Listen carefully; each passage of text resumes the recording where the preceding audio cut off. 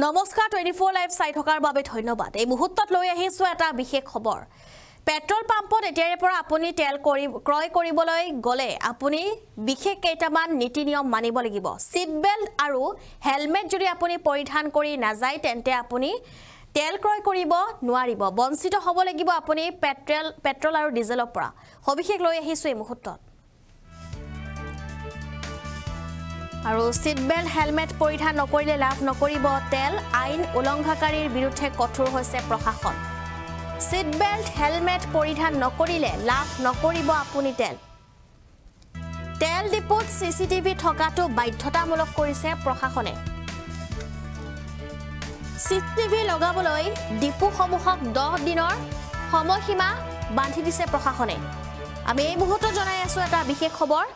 এবাৰ পেট্ৰল পাম্পত গলে আপুনি বিশেষ কেইটামান নীতি নিৰ্দেশ মানিব লাগিব।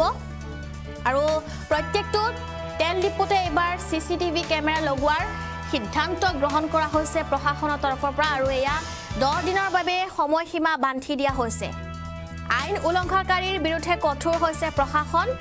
আৰু লগতে সিট বেল্ট হেলমেট পৰিধান নকৰিলে লাভ নকৰে আপুনি তেল। তেল ডিপুত চিচিটিভি থকাটো বাধ্যতামূলক কৰি দিয়া হৈছে। সিট বেল্ট হেলমেট পৰিধান নকৰিলে আপুনি তেল লাভ কৰিব নোৱাৰিব। তেল ডিপুত চিচিটিভি থকাটো বাধ্যতামূলক কৰা হৈছে। আৰু চিচিটিভি লগাবলৈ ডিপুসমূহক 10 দিনৰ সময়সীমা বান্ধি দিয়া হৈছে। চিচিটিভি স্পষ্টকৈ থাকিব লাগিব ক্ৰেতাৰ ভিডিঅ'। যান বাহন আইন উলংঘাকাৰীৰ বিৰুদ্ধে লোৱা হ'ব কঠোৰ ব্যৱস্থা। কামৰূপ জিলা প্ৰশাসনৰ বিশেষ নিৰ্দেশনা এয়া।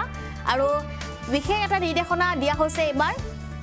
যিসকলে সিট বেল্ট বা হেলমেট পৰিধান নকৰে তেওঁলোকে লাভ নকৰিব তেল। আৰু তেল লাভ কৰিবলৈ হলে আপুনি এতিয়াৰ পৰা পেট্ৰল পাম্পত যোৱাৰ সময়ত আপুনি সিট বেল্ট আৰু হেলমেট লগাবই লাগিব। এয়া বাধ্যতামূলক। গাড়ী চালকৰ বাবে আহিছে এয়া নতুন নিয়ম। এইকেইটা ভুল কৰিলেই পেট্ৰল পাম্পত আপুনি তেল নাপাব। পেট্ৰল পাম্পত আপুনি তেলৰ পৰা বঞ্চিত হ'ব লাগিব। যান বাহনৰ গৰাকীৰ বাবে এয়া এটা ডাঙৰ খবৰ। নিয়ম উলংঘা কৰাৰ লোকক তেল নিদিয়ে পেট্ৰল পাম্পৰ গৰাকীয়ে। এতিয়াৰে পৰা সিট বেল্ট হেলমেট পৰিধান নকৰিলে আপুনি তেল নাপায়।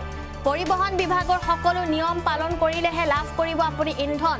আৰু ইন্ধন আপুনি লাভ কৰিবলৈ হলে এইকেইটা নিয়ম মানিব লাগিব। পেট্ৰল পাম্পৰ বাবেও আহি গৈছে কেইটামান বিশেষ নিয়ম। কিয়নো পেট্ৰল পাম্পত এতিয়া থাকিব লাগিব চিচিটিভি। এয়া বাধ্যতামূলক।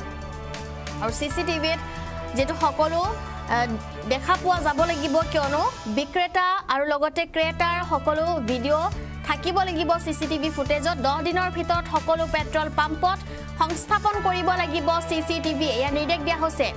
যান বাহনৰ নিয়ম উলংঘাকাৰীৰ বিৰুদ্ধে আহিছে এয়া ব্যৱস্থা। এয়া নতুন ব্যৱস্থা লোৱা হৈছে। পেট্ৰল পাম্পসমূহেও এই নিয়ম নামানিলে পৰিব আইনৰ ৰোষত।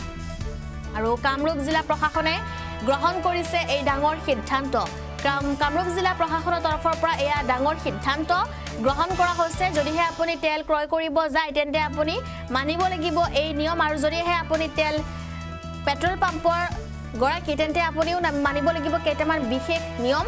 পেট্ৰল পাম্পত চিচিটিভি লগাব লাগিব। এয়া বাধ্যতামূলক। 10 দিনৰ সময়সীমা বান্ধি দিছে। 10 দিনৰ ভিতৰতে আপুনি কৰিব লাগিব এই কাম।